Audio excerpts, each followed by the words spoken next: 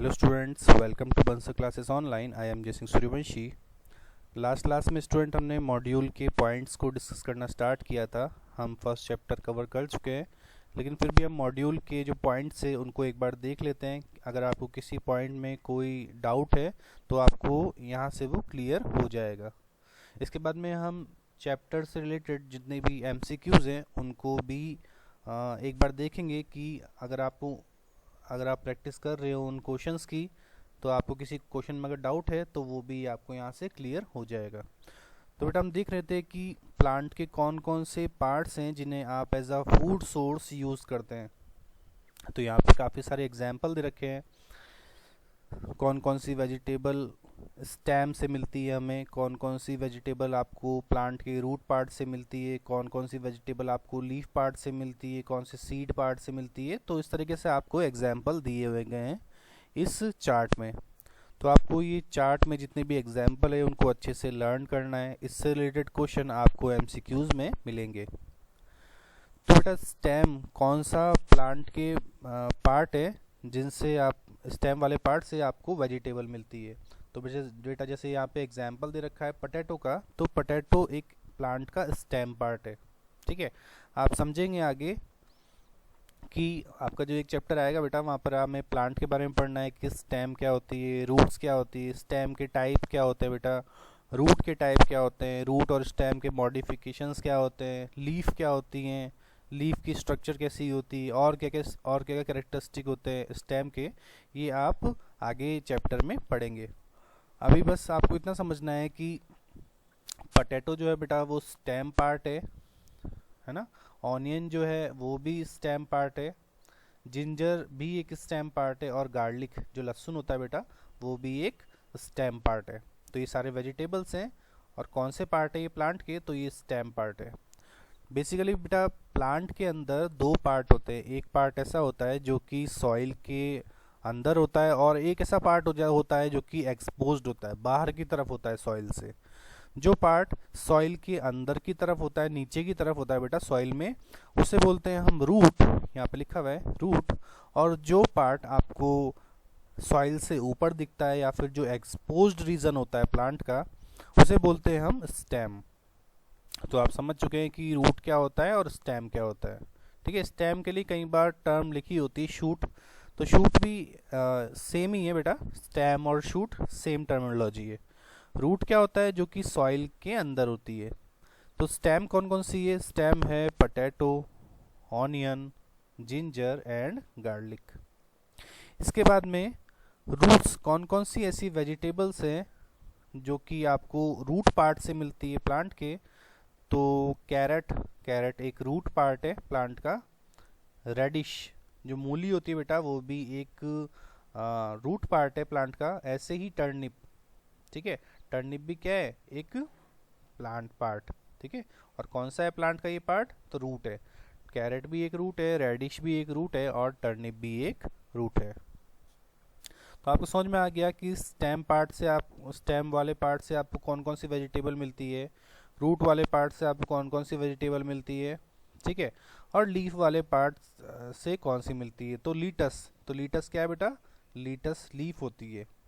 Spinach, ठीक है, spinach भी क्या होता है बेटा, लीफ। ऐसे ही फेन्यूग्रेक जो मेथी होती है बेटा, वो मेथी भी क्या होती है, ये लीफ होती है।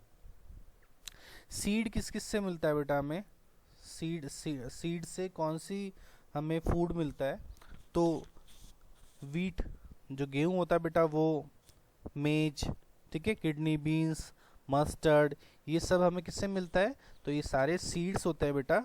और प्लांट में जब सीड्स बनते हैं तो वही सीड्स को हम as a food source use करते हैं। देखेंगे हम आगे सीड भी क्या होते हैं और सीड के अंदर क्या स्ट्रक्चर प्रेजेंट होती है। इसके बाद में फ्लावर वाले कौन से पार्ट हैं, तो रोज़ क्या है बेटा, एक फ्लावर है, और जितने भी फ्लावर आप जानते हो वो सारे क्या है, फ्लावर। ऐसे ही कॉलीफ्लावर, ठीक है, कॉलीफ्लावर जो होती है बेटा फूल गोभी, वो भी क्या होती है, एक फ्लावर पार्ट होता है। फ्रूट में आप जानते हैं काफ़ी सारे फ्रूट है बेटा, तो एप्पल, मैंगो, गुआवा और प्लम। ठीक है, तो ये सारे क्या है बेटा, ये सारे फ्रूट्स है, फ्रूट पार्ट है। बड, ठीक है बेटा, तो बड पार्ट कौन सा है, बड में दे रखा है यहाँ पे क्लोव, जो लॉन्ग होती है बेटा वो क्या होता है, बड पार्ट। ठीक है, जहाँ से नई स्टेम निकलती हैं उन्हें बोलते हैं हम बड। हम देखेंगे, ये आपका एक चैप्टर चैप्टर आएगा तब हम इसको डिस्कस करेंगे कि बड का मतलब क्या होता है और बड स्टेम का कैरेक्टरिस्टिक है। ये पॉइंट भी हमने डिस्कस कर लिया था कि एनिमल्स को कैसे as a food source use किया जाता है और क्या क्या हमें इनसे प्रोडक्ट मिलते हैं। तो एनिमल्स को पालना बेटा, एनिमल्स की रियरिंग को हम बोलते हैं एनिमल हस्बेंड्री। एनिमल्स को पालना, rearing of animals and their care, ठीक है, और management is called animal husbandry. ठीक है, जानवरों को पालना और साथ ही साथ में उनकी प्रॉपर केयर, उनका मैनेजमेंट, इसे क्या बोलते हैं हम, एनिमल हस्बेंड्री। ठीक है बेटा, क्या बोलते हैं, एनिमल हस्बेंड्री। और एनिमल हस्बेंड्री के अंदर हम काफ़ी सारे एनिमल्स को अपने लिए डोमेस्टिकेट करते हैं, अपने लिए यूज़फुल बनाते हैं ताकि इन्हें हम डिफरेंट पर्पस के लिए यूज़ कर सके। जैसे बहुत सारे एनिमल्स एग्रीकल्चर में यूज़ होते हैं, ठीक है ना बेटा, बहुत सारे ऐसे एनिमल्स होते हैं जिनसे हमें कुछ फूड प्रोडक्ट मिलता है, तो इससे एक्स्ट्रा इनकम होती है जितने भी फार्मर्स होते हैं। तो फार्मर्स एग्रीकल्चर के साथ में, मतलब फूड की प्रोडक्टिविटी के साथ में, फूड क्रॉप को ग्रो करने के साथ में, एग्रीकल्चर के साथ में एनिमल्स को भी पालते हैं बेटा, एनिमल्स की भी रियरिंग करते हैं, उनकी केयर करते हैं ताकि उन्हें एक्स्ट्रा इनकम मिल सके, उनकी इकोनॉमिक कंडीशन बेटर हो सके। तो इसीलिए एनिमल्स हस्बेंड्री की जाती है, एनिमल्स की केयर की जाती है बेटा। क्या क्या प्रोडक्ट मिलते हैं हमें एनिमल्स से, तो मिल्क मिलता है, मीट मिलता है बेटा, फिश, फिश से भी मीट मिलता है, और साथ ही साथ काफ़ी सारे हमें विटामिन्स भी फिश से मिलते हैं। एग्स, एग्स मिलते हैं हमें, हनी। ठीक है, तो बेटा मिल्क, मिल्क हमें किन से मिलता है, जितने भी कैटल्स होते हैं उनसे हमें मिल्क मिलता है। ठीक है, जैसे यहाँ पे एग्जाम्पल दिया है काऊ एंड बफेलो, तो काऊ से भी हमें मिल्क मिलता है और साथ ही साथ में जो बफेलो होती है बेटा, भैंस जो होती है, उससे भी मिल्क मिलता है। तो ये सारे मिल्क देने वाले एनिमल है, ठीक है, कैटल्स हैं ये। तो कैटल्स को बेटा दो पर्पस के लिए एनिमल हस्बेंड्री में यूज़ किया जाता है। जो कैटल्स होते हैं बेटा उनको दो पर्पस के लिए यूज़ किया जाता है, फर्स्ट मिल्क प्रोडक्शन के लिए और सेकंड एग्रीकल्चर के लिए। ठीक है, जो एनिमल्स मिल्क प्रोड्यूस कर सकते हैं बेटा उन्हें बोलते हैं हम मिल्च एनिमल, MILCH। ठीक है बेटा, जो एनिमल्स मिल्क प्रोड्यूस करते हैं, मिल्क देते हैं, उन्हें बोलते हैं हम मिल्च एनिमल। जैसे यहाँ पे काऊ एंड बफेलो, तो काऊ एंड बफेलो क्या है बेटा, ये दोनों मिल्च एनिमल है, मिल्क प्रोड्यूस करने वाले कैटल है ये। क्लियर बेटा, मिल्क प्रोड्यूस करने वाले एनिमल है। क्लियर, तो ये तो हो गए मिल्च एनिमल। दूसरा किस पर्पस के लिए इनको यूज़ किया जाता है बेटा, कैटल्स को, तो कैटल्स को एक तो मिल्क प्रोड्यूस करने के लिए यूज़ किया जाता है, दूसरा इन्हें एग्रीकल्चर पर्पस के लिए यूज़ करते हैं। तो एग्रीकल्चर पर्पस के लिए किन का यूज़ करते हैं बेटा, जो बुल जो होते हैं बेटा उनका यूज़ किया जाता है एग्रीकल्चर पर्पस के लिए, जैसे इरिगेशन करने में, है ना, वाटरिंग करने में प्लांट्स की, या फिर कार्टिंग करने के लिए। ठीक है, या फिर बेटा टिलिंग करने के लिए, ज़मीन को खोदने के लिए, ज़मीन को जब जो सॉइल है बेटा उसकी लूजनिंग करने के लिए इन एनिमल्स का यूज़ किया जाता है। तो एक तो होते हैं बेटा मिल्च एनिमल जिनसे मिल्क मिलता है, दूसरे होते हैं ड्रॉट। ठीक है, DROUGST, draught animal. Draught animal मतलब जो कि एग्रीकल्चर में यूज़ किए जाते हैं, जो कि मिल्क प्रोड्यूस नहीं कर सकते, जैसे बेटा बुल। क्लियर, इसके बाद में मीट भी किससे मिलता है बेटा, हमें मीट भी एनिमल से मिलता है, मीट भी एक एनिमल सोर्स है फूड का। इसके बाद में किन किन से मिलता है हमें, तो शीप यूज़ किए जाते हैं मीट सोर्स के लिए बेटा, गोट का यूज़ किया जाता है, पिग का यूज़ किया जाता है, और पिग के मीट को हम बोलते हैं पॉर्क मीट। यहाँ पे लिखा हुआ है meat of pig is called pork meat. ठीक है, तो यहाँ पे जो बेटा पिग का मीट जो होता है उसे बोलते हैं पॉर्क मीट। ऐसे ही पोल्ट्री एनिमल्स, या पोल्ट्री एनिमल्स में किस टाइप के बर्ड्स का यूज़ किया जाता है, यहाँ पे दो तरह के बर्ड्स का यूज़ किया जाता है। एक ऐसे बर्ड्स होते हैं जिनको बोलते हैं हम लेयर्स, और दूसरे ऐसे बर्ड्स जिन्हें बोलते हैं हम ब्रॉयलर्स। लेयर्स और ब्रॉयलर्स में क्या डिफरेंस है? तो लेयर्स कौन से होते हैं बेटा? लेयर्स जो कि एग प्रोड्यूस करते हैं, है ना, जो कि अंडे देते हैं बेटा। दूसरे ऐसे पोल्ट्री बर्ड्स होते हैं जो कि मीट के लिए यूज़ किए जाते हैं। तो दो तरह के पोल्ट्री बर्ड्स होते हैं, पोल्ट्री एनिमल्स दो तरह के होते हैं बेटा। यहाँ पे जनरली बर्ड्स का यूज़ किया जाता है, जैसे यहाँ पे दे रखा है हैन, डक, टर्की। अब यहाँ पे बेटा मैंने बताया आपको दो, जैसे हमने देखा था कि कैटल्स भी दो तरह के होते हैं, एक मिल्च एनिमल होते हैं बेटा, दूसरे ऐसे होते हैं जिनको एग्रीकल्चर पर्पस के लिए यूज़ करते हैं, जिन्हें बोलते हैं हम ड्रॉट। ठीक है, ड्रॉट एनिमल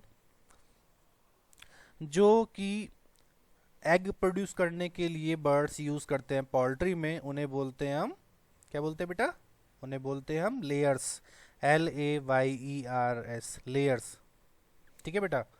और जो कि मीट के लिए यूज़ किए जाते हैं उन्हें बोलते हैं हम ब्रॉयलर्स, BROILERS, ब्रॉयलर्स। ठीक है। तो यहाँ पे एग्जाम्पल दे रखे हैं कौन कौन से बर्ड्स यूज़ करते हैं बेटा। तो hen, duck and turkey. Poultry poultry farm होते हैं बेटा जहाँ पर बर्ड्स को रखा जाता है। ठीक है, जिस शेल्टर में बर्ड्स को रखा जाता है, ठीक है, उनका मैनेजमेंट किया जाता है, उसे बोलते हैं बेटा पोल्ट्री फार्म। क्लियर? तो यहाँ पे लिखा है poultry products are rich source of proteins and have right kind of fat for good health. ठीक है, तो बेटा पोल्ट्री प्रोडक्ट्स जो होते हैं, जैसे एग्स जो होते हैं बेटा या फिर मीट, उनमें हाई अमाउंट में प्रोटीन्स प्रेजेंट होता है। और इनकी इसलिए इनकी डाइट के लिए भी हमें बेटा इनको भी तो हमें फूड देना होगा ना, एनिमल्स को भी हमें फूड देना होता है। तो इनकी डाइट में भी प्रोटीन का अमाउंट काफ़ी ज़्यादा देना होता है। साथ ही साथ में इनका प्रॉपर वैक्सीनेशन करना होता है ताकि इनमें कोई डिजीज़ ना हो। अगर इनमें कोई डिजीज़ होगी तो बेटा हम भी बीमार हो सकते हैं, हमें भी डिजीज़ हो सकती है, क्योंकि इनके थ्रू ही हम मिलने वाले जितने भी प्रोडक्ट्स हैं, जितने भी प्रोडक्टिविटी मिलेगी, उन्हें ही तो हम यूज़ कर रहे हैं एज अ फूड। तो अगर इनमें डिजीज़ होगी तो हमें भी डिजीज़ हो सकती है। इसके बाद लिखा है यहाँ पे बेटा animals which provide meat and eggs are called poultry animals. जो कि पोल्ट्री में बेटा, जहाँ पोल्ट्री फार्म होता है उसमें जो बर्ड्स हमें मीट या एग देते हैं उन्हें बोलते हैं पोल्ट्री एनिमल्स। और पोल्ट्री एनिमल्स दो तरह के होते हैं, ठीक है ना, broilers and layers. Layers egg देते हैं बेटा, और जो ब्रॉयलर्स होते हैं वो मीट के पर्पस के लिए यूज़ करते हैं, चिकन के लिए यूज़ करते हैं। इसके बाद में फिश। ठीक है, तो फिश भी पता है आपको बेटा, फिश से हमें मीट मिलता है। और यहाँ पे लिखा है fish is a major source of food rich in animals proteins, है ना। इनमें काफ़ी ज़्यादा अमाउंट में एनिमल प्रोटीन प्रेजेंट होता है बेटा। Fish proteins have high digestibility and growth promoting value. तो फिश बेटा हाईली डाइजेस्टेबल होती है, जल्दी डाइजेस्ट हो जाती है, और साथ ही साथ ग्रोथ को प्रमोट करती है। Also cod and shark liver oils are rich in vitamin D. तो बेटा कॉड लीवर ऑयल के अंदर विटामिन डी काफ़ी ज़्यादा अमाउंट में होता है। ठीक है, अब फिश को भी बेटा दो तरीके से हम ऑब्टेन कर सकते हैं। फर्स्ट तो बेटा कैप्चर करके, ठीक है, जो वाटर बॉडीज होती है वहाँ से पकड़ के हम फिश को ऑब्टेन कर सकते हैं। और दूसरा तरीका हमारे पास क्या है कि हम फिश का कल्चर कर सकते हैं, मींस पीसी कल्चर। ठीक है, पीसी कल्चर कहीं पे टर्म लिखी होती है बेटा एक्वा कल्चर, जहाँ पे फिशेस फार्मिंग के साथ में, है ना बेटा, फिश कल्चरिंग के साथ ही साथ में जितने भी सी प्लांट्स होते हैं उनका भी मैनेजमेंट किया जाता है। ऐसे बेटा मैरी कल्चर भी होता है जहाँ पर मराइन फिशेस को कैप्चर किया जाता है। ठीक है, मैकेनिकल मशीन्स के थ्रू, मैकेनिकल इक्विपमेंट्स के through. Fishes are found both in fresh water. तो फिशेस भी बेटा दो तरह की होती है, फ्रेश वाटर और सी वाटर। ठीक है, एक ऐसी फिशेस होती है जो बेटा जो फ्रेश वाटर में प्रेजेंट होती है, और दूसरी ऐसी फिशेस होती हैं जो कि मराइन वाटर में देखने को मिलती हैं। यहाँ पे कुछ एग्जाम्पल दे रखे बेटा, जो कि आपको कई बार जैसे नेशनल लेवल के जो एग्ज़ाम्स होते हैं बेटा, या फिर होमी बाबा, इनमें आपको इनमें से क्वेश्चन मिल सकता है कि फ्रेश वाटर फिशेस कौन सी हैं, या फिर जो साल्टी वाटर में रहने वाली फिशेस हैं वो कौन सी हैं। तो फ्रेश वाटर फिशेस कौन सी है? कटला, लेबियो, पिराना, बरबूस, मिस्ट्रस और क्लैरियस। तो ये सारी बेटा एक फ्रेश वाटर फिश है जो कि साफ पानी में होती है। कुछ ऐसी बेटा फिशेस होती हैं जो कि साल्टी वाटर में होती है, समुंदर में होती हैं। जैसे यहाँ पे नाम दिया है बेटा हिल्सा, ठीक है, catfish, sardines, ribbon fish, red mullet, pomfret, Bombay duck. तो ये सारी क्या है बेटा, ये सारी सी वाटर फिशेस है। क्लियर। और मैंने बताया था अभी फिश की कल्चरिंग को क्या बोलते हैं, मछलियों को पालने को क्या बोलते हैं बेटा हम, तो पीसी कल्चर। क्या बोलते हैं बेटा, पीसी कल्चर। ये याद रखना इम्पॉर्टेंट है, आपको मॉड्यूल के पीछे क्वेश्चन मिल सकते हैं, या फिर जो टेस्ट है उसमें क्वेश्चन मिल सकता है। यहाँ तक समझ में आ गया बेटा। हमने देखा कि एनिमल्स कैसे as a food source use किए जाते हैं, क्या क्या मिलता है हमें एनिमल्स से। तो मैंने आपको इसमें सबसे पहले बताया कि एनिमल्स को पालना और उनकी केयर करना, मतलब बेटा एनिमल्स की रियरिंग, साथ ही साथ उनका प्रॉपर केयर को हम बोलते हैं एनिमल हस्बेंड्री। और एनिमल हस्बेंड्री कब क्यों की जाती है बेटा, एनिमल हस्बेंड्री क्या इसके पीछे एम है एनिमल हस्बेंड्री करने के पीछे। तो एनिमल हस्बेंड्री, जानवरों को पालने के पीछे क्या रीज़न है बेटा, कि जो बेटा फार्मर्स होते हैं वो एग्रीकल्चर तो करते ही हैं, लेकिन एग्रीकल्चर के साथ में एक्स्ट्रा इनकम के लिए ये एनिमल्स की हस्बेंड्री भी करते हैं बेटा। एनिमल हस्बेंड्री भी करते हैं, जानवरों को भी पालते हैं, ताकि इनसे जो मिलने वाले प्रोडक्ट हैं उनसे इनकी एक्स्ट्रा इनकम हो सके, और साथ ही साथ इनकी जो फार्मर्स है बेटा उनकी इकोनॉमिक कंडीशन अच्छी हो सके। ठीक है, उनको थोड़ा सा ज़्यादा पैसा मिल सके। तो इसकी वजह से ये एग्रीकल्चर के साथ साथ एनिमल्स को भी पालते हैं, एनिमल्स की रियरिंग करते हैं। तो अलग अलग एनिमल्स यहाँ पर रियर किए जाते हैं बेटा, अलग अलग एनिमल्स से। जैसे पोल्ट्री एनिमल्स होते हैं बेटा, कैटल्स होते हैं, फिशेस होती हैं। ऐसे ही हम आगे देख रहे हैं कि हनी बीज की कल्चरिंग भी की जाती है। तो बेटा हनी बीज की कल्चरिंग में फर्स्ट हमें ये पता होना चाहिए कि क्यों ये जब सबसे ज़्यादा सक्सेसफुल है ना। जो हनी बीज की कल्चरिंग है बेटा, जिसको बोलते हैं हम एपीकल्चर, ये इतना ज़्यादा सक्सेसफुल क्यों है? क्योंकि बेटा हनी जो होता है, हनी वर्ल्ड वाइड काफ़ी ज़्यादा यूज़ किया जाता है। हनी जो है एज आ फूड सोर्स भी यूज़ किया जाता है, हनी कॉस्मेटिक्स में भी यूज़ किया जाता है बेटा। हनी जो है उसकी मेडिसिनल प्रॉपर्टी भी है, मेडिसिन्स के अंदर भी काफ़ी ज़्यादा यूज़ करते हैं। क्लियर। तो दूसरा पॉइंट ये है बेटा कि जो हनी है, जो हनी के लिए जो हम हनी बीज की कल्चरिंग करते हैं बेटा, है ना, बीज को पालते हैं, तो उसके लिए हमें ज़्यादा स्पेस की रिक्वायरमेंट नहीं होती है और काफ़ी चीप प्रोसेस है। ठीक है। और यहाँ पे आपको एक बोल्ड लेटर में दिख रहा होगा बेटा एपियरी। तो एपियरी क्या होता है बेटा, एपियरी एक बॉक्स लाइक स्ट्रक्चर होती है जिसके अंदर हनी बीज को पाला जाता है या फिर बीज कीपिंग की जाती है। क्लियर, समझ में आया यहाँ तक? अब ये जो हनी हनी होता है बेटा, ये बनता किससे? तो हनी बीज जो होती हैं ये फ्लावर के जूस को सक करती है, जिसे इस फ्लावर के जूस को बोलते हैं बेटा हम नेक्टर। क्या बोलते हैं? नेक्टर। हनी बीज का फूड क्या है बेटा? नेक्टर। और नेक्टर क्या होता है? तो फ्लावर जूस। तो ये हनी बीज फ्लावर के जूस को सक करती है और उसे ही ये हनी में कन्वर्ट करती है, और कन्वर्ट करने के बाद में ये अपने बी हाइव, जहाँ पर ये रहती है बेटा, जो मधुमक्खी का छत्ता होता है, इनका जो नेस्ट होता है, उसे बोलते हैं हम बी हाइव। उसी बी हाइव के अंदर, यहाँ पे लिखा हुआ है बेटा बी हाइव, तो बी हाइव के अंदर ये इस हनी को स्टोर करती है और साथ ही साथ में अपने नंबर्स को ये बढ़ाती हैं। क्लियर बेटा, समझ में आया यहाँ तक? तो बी हाइव में भी आपको 3 तरह की कास्ट देखने को मिलती है बेटा, 3 तरह की बीज देखने को मिलती हैं बी हाइव में। एक बीज ऐसी होती हैं जिन्हें बोलते हैं हम क्वीन, एक दूसरी तरह की बीज होती है बेटा जिन्हें बोलते हैं हम ड्रोन्स, और थर्ड बीज जो होती हैं बेटा उन्हें बोलते हैं हम वर्कर्स। क्लियर। जो बेटा बी हाइव होता है, जो बीज का नेस्ट होता है जहाँ पर बीज रहती हैं, उस बी हाइव में 3 तरह की बीज देखने को मिलती है हमें। फर्स्ट होती है बेटा क्वीन, जो कि मैक्सिमम साइज की होती है, सबसे बड़ी होती है बेटा। ड्रोन्स होती हैं उसके बाद में, जो कि मेल होती हैं।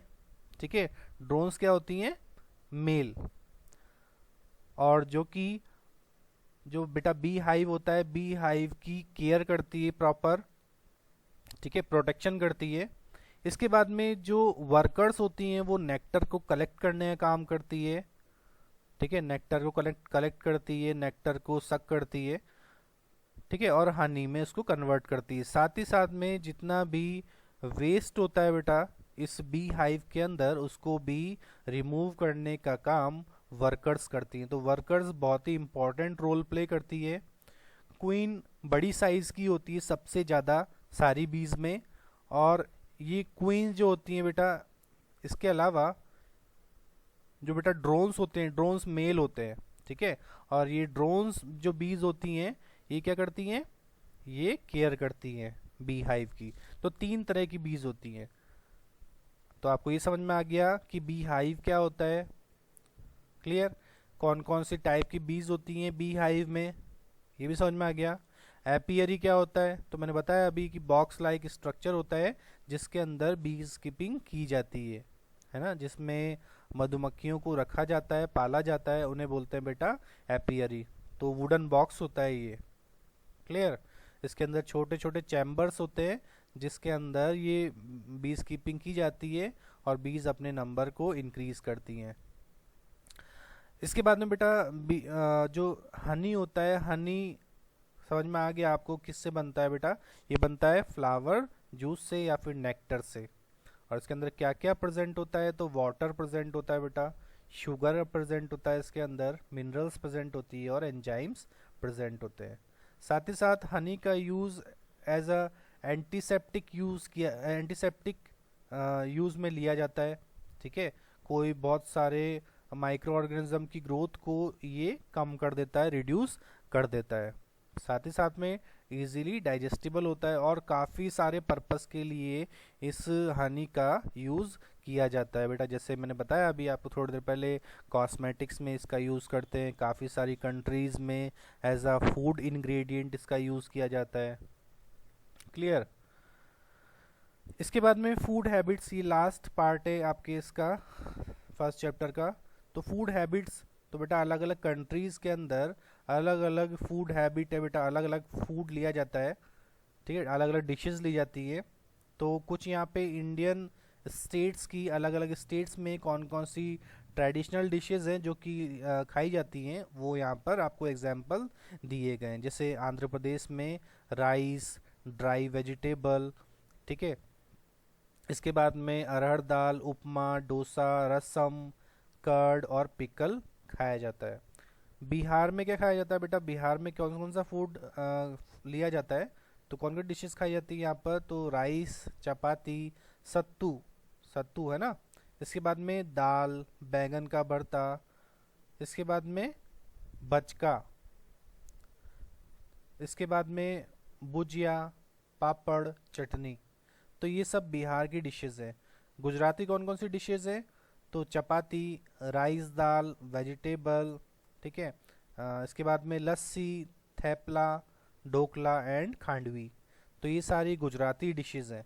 पंजाबी डिशेस कौन कौन सी है? तो रोटी, पराठा, मिस्सी रोटी, बटर, लस्सी, पल्सेस, कर्ड, सरसों का साग, छोले, गाजर का हलवा, दही बल्ला। आपके मुंह में पानी तो नहीं आ रहा है ना सुन सुन के? राजस्थान में कौन कौन सी डिशेस खाई जाती है बेटा? तो बाजरा, दलिया, रोटी, दाल, कचौरी, सेव और वड़ी। ठीक है, तो ये सब डिशेस राजस्थान की हैं, राजस्थान में सबसे ज़्यादा खाई जाती है। तो अलग अलग स्टेट्स में आपको फूड में थोड़ा सा वेरिएशन देखने को मिलेगा, अलग अलग डिशेस दिखेंगी। जैसे आपको महाराष्ट्र में पता है, महाराष्ट्र में भी पोली होती है बेटा, और बहुत सारी डिशेस होती हैं जो आपको पता है। तमिलनाडु में जैसे बेटा idli, dosa, rice, sambar, banana chips, तो ये सब तमिलनाडु की डिशेस है। अब बेटा इसके बाद लिखा हुआ है कि फूड के फंक्शंस क्या क्या हैं, फूड क्यों इम्पॉर्टेंट है, फूड की सिग्निफिकेंस क्या है। अगर आपसे क्वेश्चन पूछता है कि फंक्शंस ऑफ फूड, तब भी आपको यही लिखना है। अगर आपसे पूछता है कि इम्पोर्टेंस ऑफ फूड, तब भी आपको यही पॉइंट्स लिखना है। ठीक है, कई बार इम्पोर्टेंस की जगह लिखा होता है सिग्निफिकेंस, तो बेटा सिग्निफिकेंस का मतलब भी इम्पोर्टेंस ही होता है। तो मैं आपको क्वेश्चन दे दूँ सपोज एक सब्जेक्टिव कि right the significance of food, तो आपको यही पॉइंट्स लिखने हैं। और यही पॉइंट्स आप न्यूट्रिएंट के लिए भी लिख सकते हो कि न्यूट्रिएंट के फंक्शंस क्या है या फिर न्यूट्रिएंट की सिग्निफिकेंस क्या है, तब भी आप ये पॉइंट्स इजीली वहाँ पर लिख सकते हैं। तो बेटा फूड हमें एनर्जी प्रोवाइड करता है, फूड ग्रोथ और डेवलपमेंट करता है, फूड हमारी डेड सेल्स को रिप्लेस करता है ना, हमें जब चोट लगती है बेटा तो हील करने में हेल्प करता है वुंड को। इसके बाद में हमें डिजीज से प्रोटेक्शन भी फूड ही करता है। ठीक है, ऐसे ही फूड के अंदर बेटा न्यूट्रिएंट प्रेजेंट है, तो न्यूट्रिएंट भी यही वर्क करते हैं। न्यूट्रिएंट हमें एनर्जी प्रोवाइड करते हैं, न्यूट्रिएंट हमारा ग्रोथ एंड डेवलपमेंट करते हैं, न्यूट्रिएंट हमारी वॉर्न आउट टिश्यूज या सेल्स को रिप्लेस करते हैं, न्यूट्रिएंट्स हमारे वुंड को हील करने में हेल्प करते हैं, न्यूट्रिएंट्स हमें डिजीज से प्रोटेक्ट करते हैं। तो न्यूट्रिएंट्स के लिए भी आप ये सारे पॉइंट्स यूज कर सकते हैं एज इट इज, बस यहाँ पे फूड को चेंज करके आपको न्यूट्रिएंट्स करना पड़ेगा। इसके बाद में बेसल मेटाबॉलिक रेट, तो बेसल मेटाबॉलिक रेट क्या होती है बेटा, हमारे बॉडी के अंदर जब न्यूट्रिएंट्स बेटा ब्रेक डाउन होते हैं जिनसे हमें एनर्जी मिलती है, तो एक स्मॉल अमाउंट में जो एनर्जी जो कि हमारे बॉडी ऑर्गन्स को वर्क करने के लिए या फिर हमें लिविंग बनाने के लिए जरूरी है, उसी स्मॉल अमाउंट ऑफ एनर्जी को हम बोलते हैं बेसल मेटाबॉलिक रेट। क्या बोलते हैं बेटा, basal metabolic rate. The smallest amount of energy that body keeps to live, body needs to keep alive is called basal metabolic rate या फिर BMR। तो हमारी बॉडी में बेटा एक ग्लैंड भी होती है जिसका नाम है थायराइड ग्लैंड, और ये थायराइड ग्लैंड हमारी बेसल मेटाबॉलिक रेट को कंट्रोल करने का काम करती है।